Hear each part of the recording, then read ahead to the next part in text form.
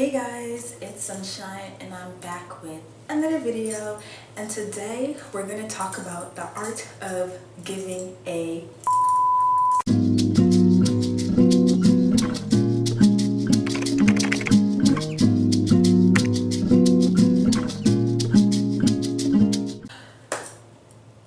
We always hear about the art of not giving up. Y'all know what I'm trying to say. But we always hear about the art of not giving up. And I'm just thinking, like, what about the art of actually giving a fuck? Like, seriously, what about the art of giving a fuck? And I feel like people try to skip steps, and there's an art to being nonchalant. Like, seriously speaking, there's an art to it. There's an artistry, but also too is like, it's not that deep. It's really not that deep, because we're literally here to experience emotions, to have emotions, to feel something, the whole spectrum of emotion. And for whatever reason, people try to like demonize emotions when it's like, it's really more so how you proceed with said emotions versus actually experiencing them. But I am a true believer in giving a fuck in how you feel, or giving a fuck about how you feel, because how we feel is valid. The art of giving a fuck.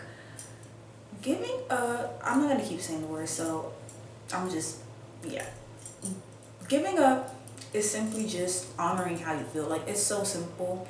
It's really honoring how you I'm trying to do this because I keep doing this. Okay. But it's really just honoring how you feel, like, straight up. Because it's like, let's say your friend hasn't texted you back in 3 days and you genuinely feel a way about it. You genuinely feel upset. Allow yourself to feel upset that your friend hasn't texted you back in 3 days. Especially if you're in the middle of a conversation, you know, there's some things that you need to know. Like, you're allowed to feel upset. I'm not saying you need to go to their house and beat them up. No, but you're allowed to feel upset. Now, how you choose to proceed is obviously your choice, but if, let's say, hypothetically speaking, your friend did not respond for X amount of days and you feel upset, you're allowed to feel that way. And it's like, from there, you're supposed to like assess, okay, why do I feel this way? I feel this way because I'm being ignored. Your friend not responding to you for a lengthy amount of time is reflecting back to your abandonment issues, or feeling rejected, or feeling ignored, whatever the case may be. It may be a combination of things. So in order for us to even like understand ourselves, we gotta feel it. That's why, like, allow yourself to feel how you feel. If you get cut off in the grocery line, someone cuts you off and you were there first, you're allowed to feel irritated. No one is saying you gotta ram your shopping cart into that person, but you're allowed to feel annoyed and feel irritated that somebody cut you off. Because it's like, I've been standing in line for, even if I've been standing in line for like a minute, it's out of courtesy, out of respect. You should be mindful of where you're going. You should be mindful of your, the environment around you, the space around you, because clearly somebody's here. So again, how you proceed with that irritation is to your discretion, but you are allowed to feel a certain type of way. And I feel, and just coming from personal experience, because honestly, I'm just really saying, well, those anecdotes that I gave, kinda, yeah, like the friend thing, of course, like, I've had some friends that I've reached out to and they didn't respond. I'm just like, what the hell? And it made me feel a certain type of way. Grocery thing, but those anecdotes, like, I'm speaking more so from like personal experiences overall, of like suppressing how I felt, because I thought that feeling certain emotions was not good. But I recently come to the realization that no, all of my emotions are valid, like every single one of them. So that's why I said earlier, like, that whole spectrum and range of emotions, we're literally meant to experience them and feel them, because they're literally reflecting like what's going on within our internal world. So it's not about, oh, it's wrong for me to feel this way or it's bad for me to feel this way. Like, and honestly, there's some emotions that can be really, really painful and really uncomfortable, like honestly speaking. But it's like, you just gotta feel it, baby. You just gotta feel it, because when you feel it, okay, you're aware of it, and then from there you can work through it. And once you work through it, you have the power to shift it. So the art of giving a is just it's no overcomplication, no whole lot of no. It's really as simple as being present and honoring how you feel. How does a situation make you feel? How does that incident make you feel? It's literally as simple as that. It's just being aware and honoring how you feel, instead of trying to push it away. Instead of trying to like push it away or suppress it, it's really as simple as honoring it. Now the art of not giving a is honestly a rite of passage. It's a rite of passage of just understanding that not everything, like genuinely speaking, is gonna evoke an emotional response. Like seriously. And everybody's different, some people are more dynamic than others. Some people are a little bit more kind of like naturally like, okay, like I really don't care. But for the most part, we all have things going on in our undercurrent. We all have things that evoke an emotional response from us. So that I don't give a phase. I feel like it really is kind of like a rite of passage after you've done the work of honoring how you feel. And I feel like not giving a is as simple as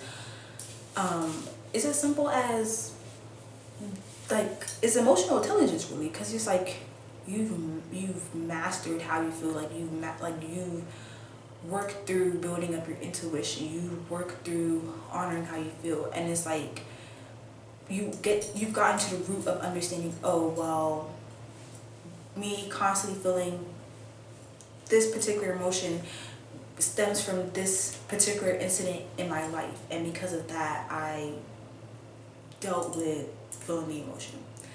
So for instance, I don't want to be too vague and then it's confusing. So let's say rejection. Let's say you experience a lot of rejection as a child, and so you let's say, what is it? Okay, let's say you experience a lot of rejection as a child, so it's like you're ashamed to sing. Let's say you experience a lot of rejection when you would sing, like, oh my god, you sound so horrible, oh my god, please shut up. So you feel scared to sing, because it's like you've always experienced rejection, or you constantly experience rejection whenever you sing. And that fear of rejection made you feel afraid, right? Because fear is an emotion, so you feel afraid to sing. And fear is a natural emotion. We all feel afraid. It's a survival instinct, and it's like you didn't feel valued, you didn't feel powerful you weren't seen as powerful or valuable when you did sing. So you accepted that belief and then you carried it on. So it's like now that fear will manifest through other things, including singing. But it's like you have to really sit with that. You have to sit with that understanding that, okay, I got rejected in the past from when I would sing, and from there on I became afraid to really live in my truth because I didn't want to get rejected. I didn't want to be seen as invaluable. I didn't want to be seen as not powerful, as worthy.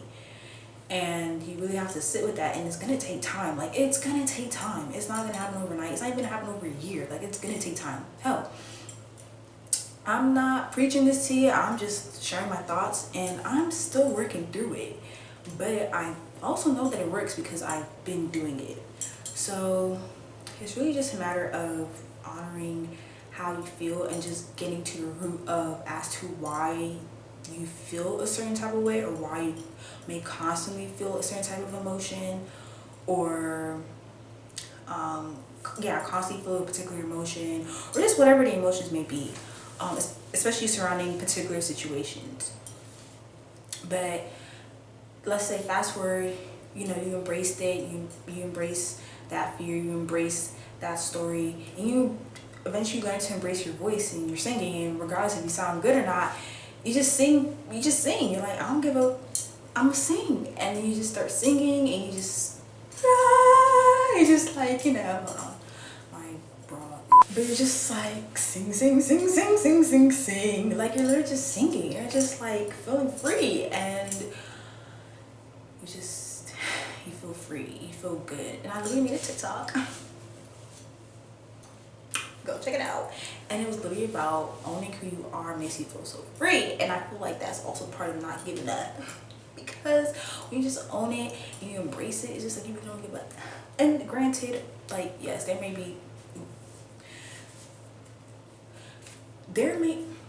be parts of us that do give up. And I mean, that's part of being, you know, that social, the social aspect, you know, being the sociability. That's part of just social norms, maybe. Is that the word? Is that the word I'm trying to use? That's part of trying to be social. The way I phrase it is not the best, but bear with me. But that's part of us wanting to, you know, connect with other people, so we are going to be mindful of how we are coming across and how they respond to us. And that's natural, and that's even healthy, because you should be aware of how you and another person's chemistry, you know, is. But the most important thing is just honestly owning who you are, and like showing up and standing strong in who you are and embracing it, so that way the more you really stand in it, the less you feel like you need other people to validate you, or you need other people to be there in your life to, you know, yeah, value you. And I'll be quite frank, like I'm a person that's to myself. Like, I don't have friends, I'm not talking to anybody. And that's not to say I'm not cool people, and that's not to say that people, you know, don't pursue me per se, but for the most part, I'm kind of like, I don't even use the word loner, but it's like, I'm just really to myself. That's what I say. I'm to myself. And that has the potential to definitely change for sure, especially as I continue to grow and be more open to connecting with people. But something that I used to even kind of feel ashamed about was just being to myself. Like, damn, like, why is it hard for me to make friends? Why is it hard for me to like have people around me? Because it's like, if no one wants to be around me, that means that something's wrong with me. And if there's something wrong with me, like, obviously I feel ashamed of that. But I've learned that no, there's nothing wrong with me. And I mean, of course I have my mistakes. I make mistakes. I'm going to make mistakes. I've made mistakes. I have my flaws. We all do. And that's what makes us us. But it's not about being flawless. It's about honoring who we are. So it's like, I can't force people to want to be in my life. I can't force people to want to be my friend. I can't force people to have any type of relationship, especially if it's going to be an authentic one. But I just know that I have to show up for myself. But I did feel ashamed of that, of like just being to myself and like having a difficult time like having people or solid people in my life. And I was like, dang, what's wrong with me? And I would like be like, oh. But honestly, it is what it is. Like, I know I'm a fabulous person, okay? I know I'm a fabulous woman, okay? I'm a fabulous woman, and I'm just amazing. And the reason why, I don't know. Maybe I'm meant to just spend this particular time in my life to myself, with myself, so I really develop a strong sense of self.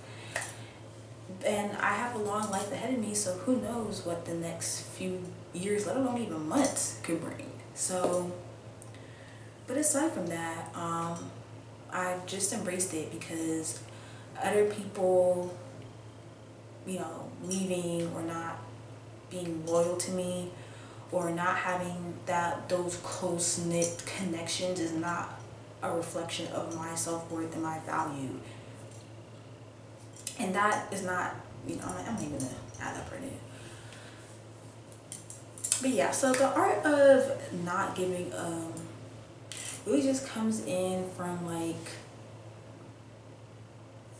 just don't give. Like, the art of not giving is really a rite of passage. Like, you gotta first give up. And there's nothing wrong with giving up. There's nothing wrong with caring. Okay, there's nothing wrong with caring. I promise you there's nothing wrong with caring, because caring means that you're aware. Caring means that you're aware of your situation, your surrounding, what's going on in your life, and it's a beautiful thing to care.